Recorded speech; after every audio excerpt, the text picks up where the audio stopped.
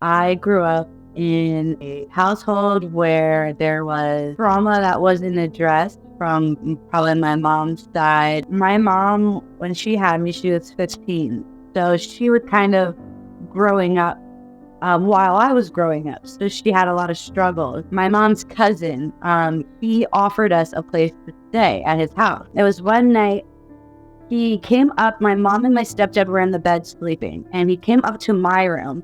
And I don't remember if he had my brother up or no, my brother was sleeping. So he came into my room and he was like, "Hey, don't tell your mom, but you want to come downstairs and watch a movie? We can like eat snacks and just have some fun." And I was like, obviously as like an 8-9-year-old kid, I'm like, yeah, why would I want to be in bed? I want to be up. I want to be watching movies and eating snacks like every little kid wants to do. So he's like, "All right, well, let's go get your brother. But you have to be quiet. Don't tell your mom." So I was like, okay, we could do that. So we woke up my brother. He came downstairs and he went to go put a movie in the VCR. And the VCR was suddenly not working. And we thought that was really strange. So he was like, "Well, you guys are already up now.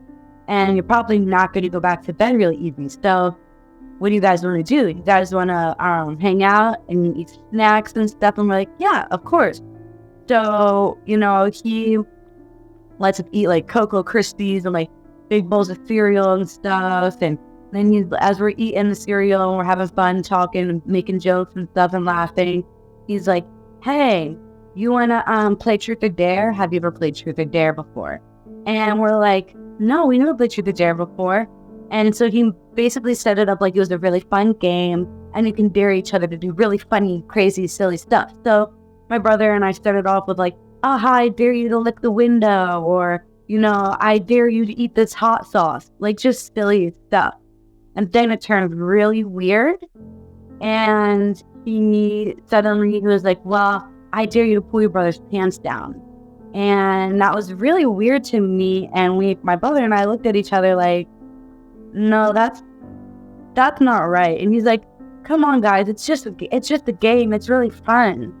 And so dared me to pull my brother's pants down, and so I did. And we're trying to figure out like where's the joke in this? Like, well, is this supposed to be funny? Because it's not funny. And then it just like eventually over time turned into deeper and darker, weirder stuff. And it was like January, and we lived in Pennsylvania, so it would snow. It would be really cold in winter. And he dared me to take off all of my clothes. And mind you, I'm in a little like Barbie the Swan like nightgown, like very childish, like obviously like I'm a little girl.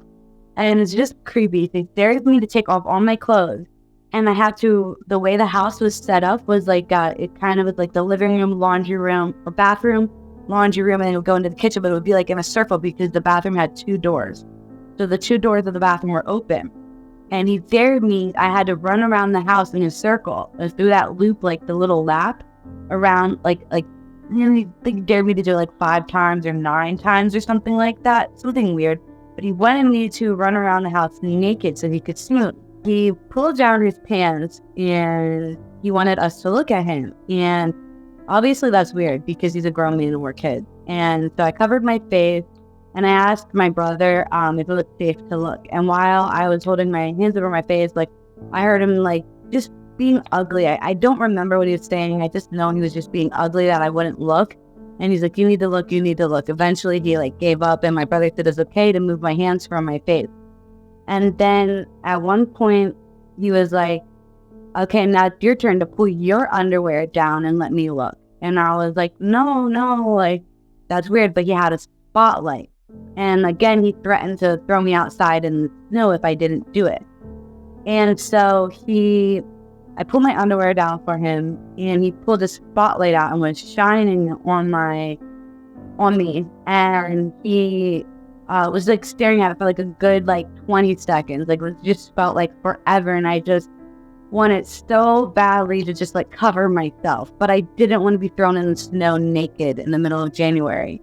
And So I know then a little bit after that, there was like a noise coming from upstairs, and he was like, hold on a second, I think like the cat's upstairs or something is making like they're getting into something up there. Let me go check on them. And my brother and I thought it was weird, but we just let him go do what he wanted to go do what he needed to do. That'll come into play later, like why he went upstairs. But he comes back downstairs, and then he takes my brother into the one room, and he told me to stay in this room. And so I stayed in the room, and I heard my brother in there crying. I don't know what he was doing, and my brother doesn't talk about what he did to him.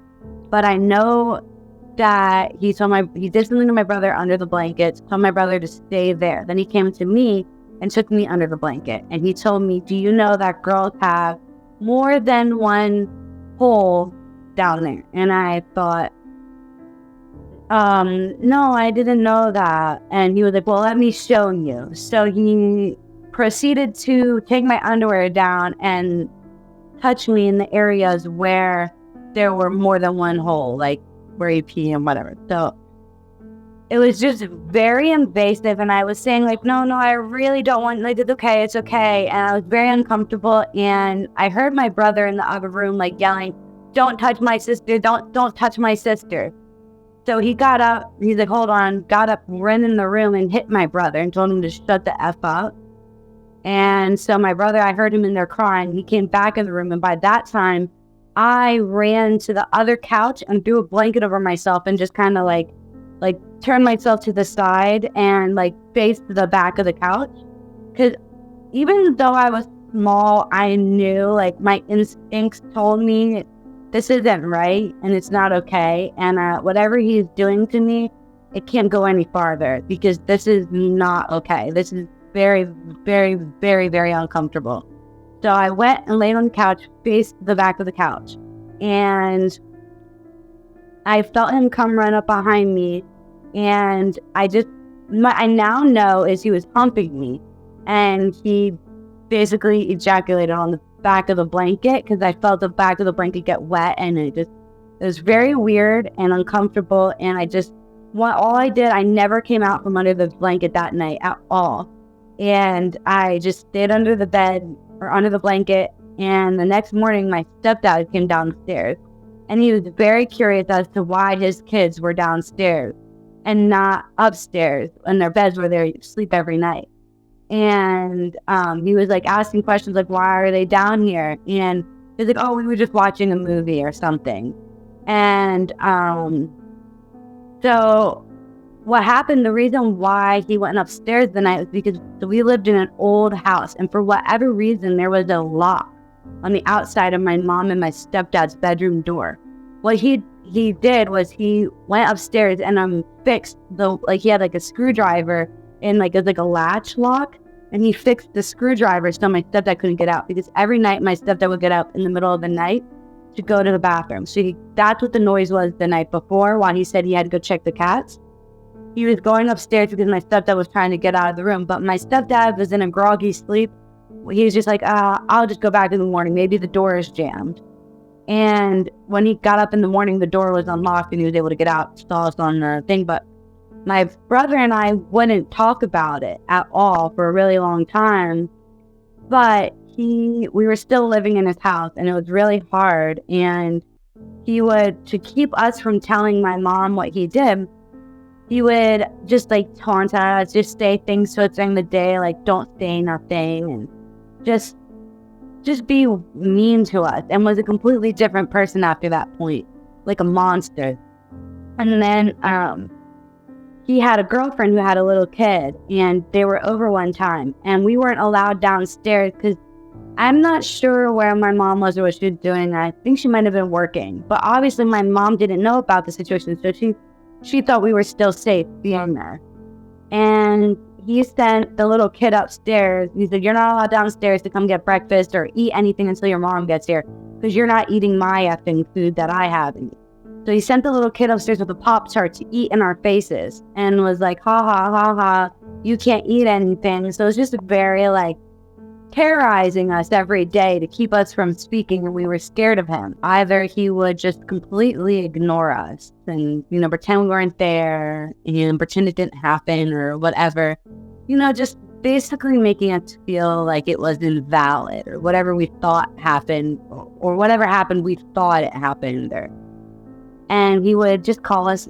There was a day he wasn't ignoring us. It was things like, you guys are just little brats, and you're not allowed to eat any of my food, and you need to stay in your rooms until your mom is home, and don't even look at me, like just stuff like just making us feel very like low. And we would just couldn't wait till our mom got home. But because of the fear of being in trouble for being up that night, instead of being in our beds where we thought we were supposed to be, we thought we were going to get in trouble by our parents. So we kept the secret lock and key until he was not in the house anymore. And I do think the reason he wasn't in the house was because he was already in jail for something that might have happened, like assault or a DUI or just something. I just don't remember what it was because I was little, but I know he wasn't in the house anymore. And my mom was there, and she was trying to figure out how to keep the house because she was in a financial position where she couldn't afford to get another place. So she got in contact with the landlady or whatever, and she was able to keep that house. And so he wasn't there anymore. So then when we had my mom's friend one day over, we wanted him to put us to bed because he was a really fun guy. Or whatever reason, we wanted him to put us to bed. And I said, hey, can I please tell you a secret? Because I could no longer keep it to myself. It was eating me alive, and I knew it wasn't right, and I just had to say something. I was like, I don't want to get in trouble, but whatever. One night, blah, blah, and then I told him the story. And I said, please don't tell my mom. I don't want to get in trouble. He went downstairs. He told my mom immediately, obviously, like a normal adult would do. And my mom called me downstairs right away, asked me what happened. She was crying. She believed my story, and I'm thankful that she believed my story. And so she did the next move after that, where like taking it to court and making a report and going on from there. So my brother and I would have to go to the courthouse a couple times just so we could tell our story, like tell them what happened and how it happened. And we had to do that multiple times, obviously, to make sure, that we're not lying and that our story was the same every time. And obviously it was. We had to go to court, and well, judge who said, just look at me. You don't have to look anywhere else in the courtroom. Just when I ask you who did it, can you just point them out? So I didn't look in the courtroom the whole time. I didn't look anywhere but the judge or look down. But when I had to point him out, I looked over at him, and it just made me feel sick in the stomach. But pointed him out, and he went to jail, I think, for 10 years for it or something like that. But his mom has lived up the street from us a couple houses. So when he got out, he was allowed to go move back into her house, where she didn't believe that he did that. And she made rumors in our whole family that her son doesn't do that. And we were little liars, making my mom's mom believe her, where even my own grandmother didn't believe her. And if she did believe that it happened, she was still friends with my mom's aunt. And it was just really uncomfortable, and it really hurt our feelings that, my grandma was still communicating with this side of the family that is obviously not okay. And it made me remember after that situation that wasn't the only uncomfortable situations that I've had with my mom's dad's side of the family. When that was happening to me, obviously that night, I was just kind of I want to stay, or maybe survival mode, more all right, I just got to get through this. And I just got to make it till the morning. And I just have to pretend it's not happening, or, just hold on. basically for this ride until the ride is over, because it's going to be over. Like, I just was looking forward in my mind to just keep moving on and moving along and pretend it wasn't happening.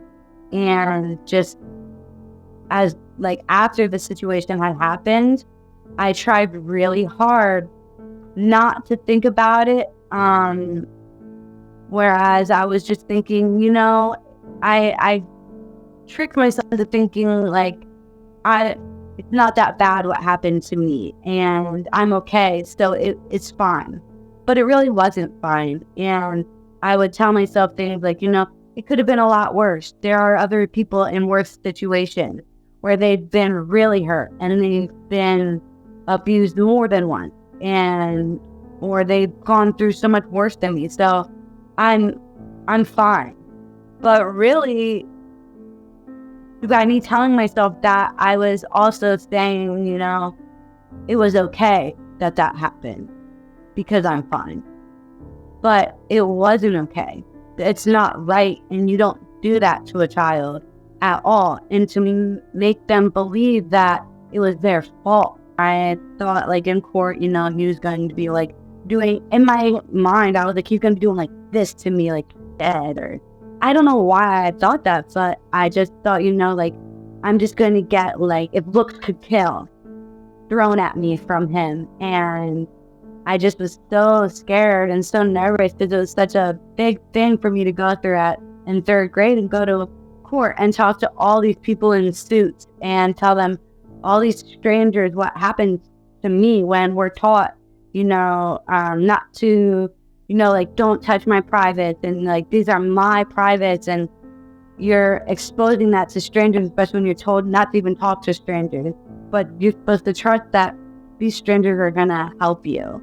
And I feel like I got through that because my family was very supportive. The day court was over, my dad and my uncle and everybody, they were all very, very proud of me. Like, they were giving me money, and my uncle was like, here's $20, I'm so proud of you. Like, they all were really, really proud that I went to court, and I'm happy that my family closest to me were supportive, and they believed me, and they had the same anger that I had, because I feel like that's important to have in a situation like that, because, like, here I am again, also not validating myself that was okay, but people don't have that.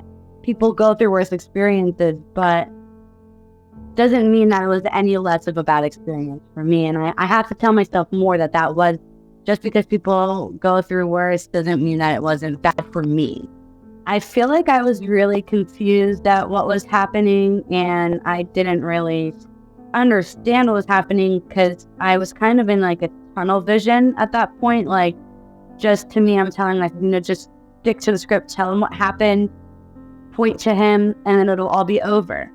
So I just kind of was just more focused on my inner dialogue rather than what everybody else around me was saying, or, sentences that were given, or verdicts, or whatever it may be. So it was kind of like after the court case, it's like my mom or some other adult told me what happened, I guess, and that he was going to jail and stuff, because I was like just focused on my inner dialogue it's almost like, like a Charlie Brown episode where you're just the kids, you can hear the kids talk, but all the adults are wah, wah, wah, wah.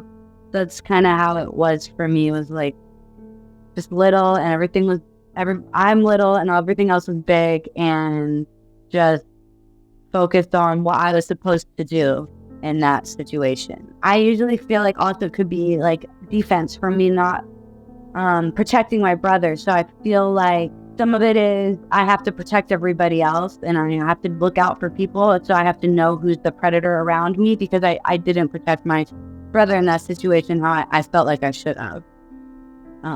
But then again, I didn't know better, like it wasn't my fault, because I was the older sibling, and I feel like I should have known, and we shouldn't have woken up my brother. And I don't know. Sometimes you just go back to that in your head, and you're like, I should have just stayed in bed. But he groomed us, we trusted him.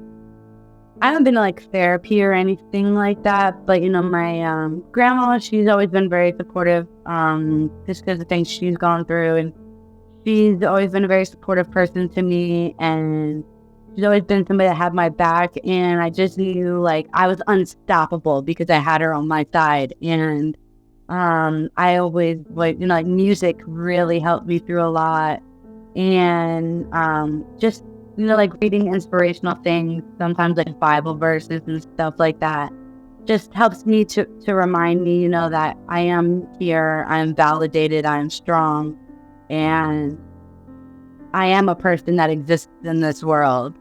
And my story is just as valid as anybody else's. So I guess you just don't stop believing that you can make it through whatever you're going through, because you can, as long as you have that faith, I guess. I'm 26 now. I'm living out of state, which was something I needed to do for myself. I needed to get out, get a refresh, like a start, and like take a look at myself, my life on the outside looking in. I have a 1.5-year-old now. I have my fiance I've been with since 2015, and we're just, trying to make it through life as young adults with a little one. Really, don't give up on yourself, because you are a person, you are existent, you do have validation.